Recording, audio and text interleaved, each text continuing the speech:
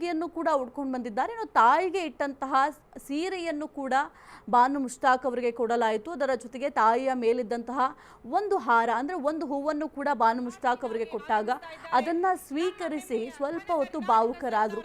ಆಗಮನಿಸ್ತಾ ಇದ್ದೀರಾ, ವೇದಿಕೆಯ ಮೇಲೆ ಬಾನು ಮುಷ್ತಾಕ್ ಅವರು ಆಗಮಿಸ್ತಾ ಇದ್ದಾರೆ. ಅವರ ಜೊತೆಗೆ ಸಿಎಂ ಸಿದ್ದರಾಮಯ್ಯ ಅವರು ಕೂಡ ಆಗಮಿಸ್ತಾ ಇದ್ದಾರೆ. ಪ್ರಖ್ಯಾತ ಸಾಹಿತಿಗಳು ಹಾಗೂ ಈ ಪ್ರಸಕ್ತ ಸಾಲಿನ ಬುಕರ್ ಪ್ರಶಸ್ತಿ ವಿಜೇತೆಯಾಗಿರ್ತಕ್ಕಂಥ ಶ್ರೀಮತಿ ಬಾನು ಮುಷ್ತಾಕ್ ರವರಿಗೆ ವಿಶೇಷ ಸ್ವಾಗತವನ್ನ ಹೇಳೋಣ ಈ ವೇದಿಕೆಗೆ.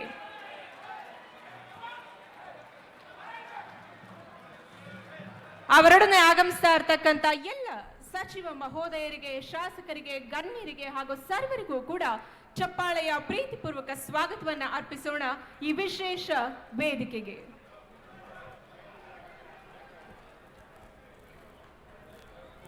ಕಲೆಗಳ ಬೀಡು, ಶಿಲೆಗಳ ನಾಡು, ಕವಿಗಳ ಗೂಡು, ಸುಸಂಸ್ಕೃತಿಯ ನೆಲೆನಾಡು ನಮ್ಮ ಕರುನಾಡು.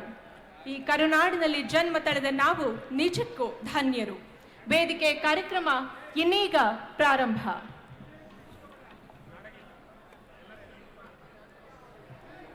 ಈ ವಿಶೇಷ ಕರುನಾಡಿನಲ್ಲಿ ಜನ್ಮ ತಳೆದ ನಾವೆಲ್ಲರೂ ಕೂಡ ನಾಡ ತಾಯಿಗೆ, ನಾಡ ಗೀತೆಗೆ ಗೌರವವನ್ನ ಸಲ್ಲಿಸುವ ಮುಖೇನ